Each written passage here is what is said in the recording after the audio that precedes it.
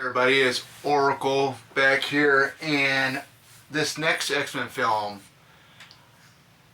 I could have waited to do the review for it because I probably should have done the review to The Wolverine because this leads right up into X-Men Days of Future Past. So we're going to go a little bit backwards, which I'll discuss how this actually took place once I get to the review for The Wolverine. But we're going to go ahead and talk about it anyway.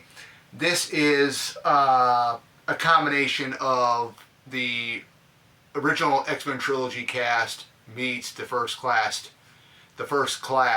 cast. So this storyline is basically from the comics.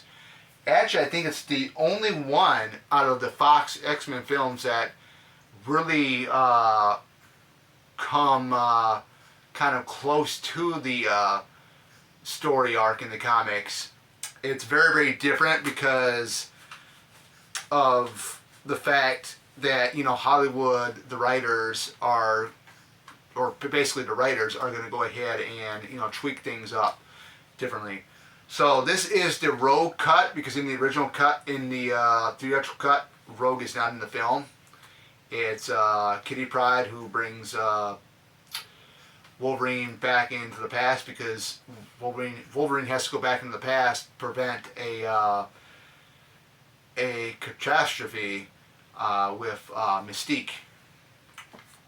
And there's these super Sentinels that are in the future, and they are trying to go back into the past to stop Mystique, basically from having Trask build these super Sentinels, which he ends up getting the DNA of Mystique, and Mystique can shapeshift, and when she shapeshifts, she can actually use the other mutants' abilities, which is very, very cool. I think she's got a really, really cool set of abilities. Not only can she shapeshift, but when she does shapeshift into another mutant, she can use the other mutant's powers, which is pretty amazing.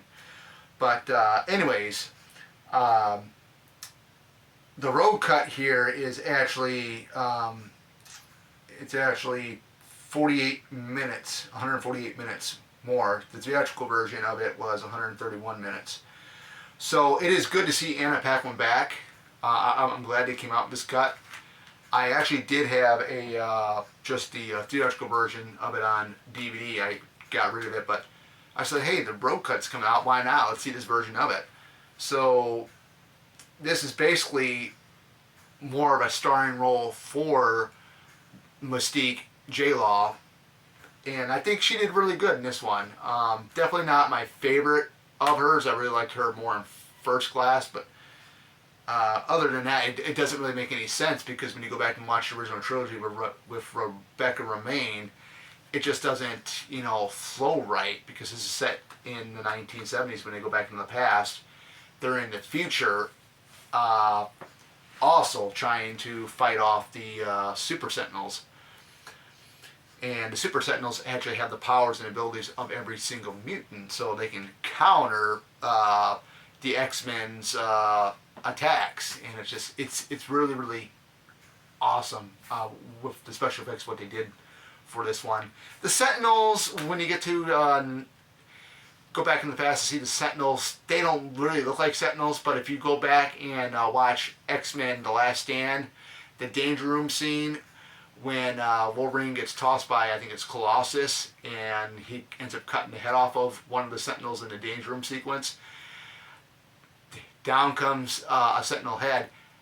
That Sentinel head looks identical to what was in the 1990s cartoon, and I don't know why they didn't decide to design them exactly like what we've seen in The Last Stand for this film.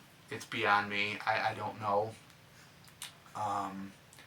It's just one of those things. It's great to see Patrick Stewart back, Sir Ian McKellen back, Halle Berry back as Storm. Of course, she was supposed to have a bigger role, but at the time Halle was actually pregnant at the time when she was filming it. So we didn't get to really see that much of her do a lot like she should have had in the film.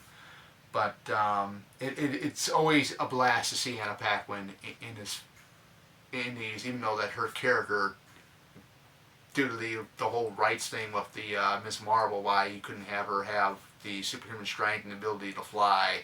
But it's always good to see Anna Paquin in a film. Um, this has got a lot of great action. Hugh Jackman is another standout. He's always been a standout in these Fox X-Men films. So, I mean, the action's great, storyline's great. I just love the time travel aspect of it as well. I mean, it's amazing. But definitely, if you can get your hands on the Rogue Cut, I would definitely go with that, because you can actually see, because Kitty Pryde, who's played by Ellen Page, gets swapped out in the Rogue Cut. So they bring in Rogue here. So, I mean, that's it. I mean, what can you say really about X-Men: Days of Future Past, the Rogue Cut, or the regular version? I mean, I've seen all of the X-Men films in theater. They are just awesome. I mean, to see it's a real treat. But other than that, I mean, that's it. If I had to rate this one, I'd probably rate this one with the first class cast. I would probably say this is maybe my third favorite. The next one I'm going to be doing in the next video is probably my second favorite. But other than that, that is it, guys.